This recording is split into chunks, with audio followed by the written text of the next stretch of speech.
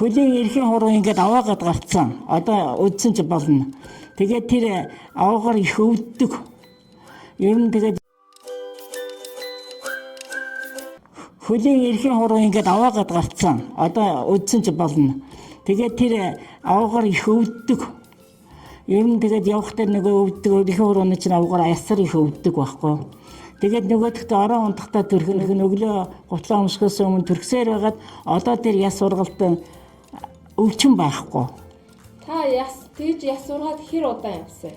Ер нь үйлдвэрт өндөр өсгөтэй гутлаа өмсөөр гал эрхийн хуруунууд чинь ингээд мултарсан юм шиг ийм хачин болоод авгаар болцсон шүү дээ. Одоо бол гайгүй шүү дээ. Та тосоо хэр удаан хэрэглэсэн бэ? Одоо би 16-7 жил хэрэгжилж байна шүү дээ. Тэр яс сургалтандаа бол ер нь за нэг ихний жил гарan хэрэгтэй баян хэрэглэсэн. Ер нь өглөө ороогүй хэрэглээл, өргөлөө ороогүй хэрэглээл, өдөртөө нь хэрэглээд л ингээд байсан.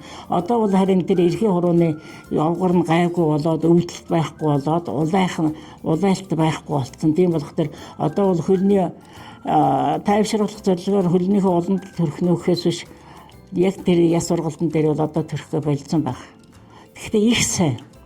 Одоо миний эрхийн одоо энэ ворота энэ хуруунууд үе их өвддөг. Тэгэл тосоо ингээд л ороо ундахтаа гар нүрээ угаачгаал төрөхөд тэр өвчин байхгүй болоод тэгээд эднэр чинь арай багасаад байгаа байхгүй их том байсан. Ер нь эмгүүгээр өвчнөө төр зур бид нар чинь одоо энэ тэнтерм тосог мэдхгүй байх үед л аналгийн зэтэр маань гэдэл байнга л юм угаастай байсан шүү дээ. Одоо бол тийм байхгүй. Тэгэхээр эмгүүгээр өөрийгөө өвчнөөс баг зэрчлээ төр зурчлаа намдаад салъя л гэж бодж бол энэ тэнтерм тосыг авч хэрэгэл сураарай л гэж хэлнэ.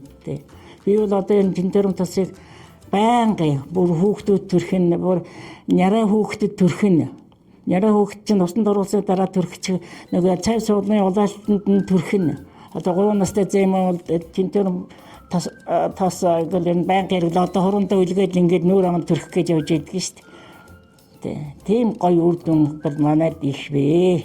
За баярлалаа. За баярлалаа.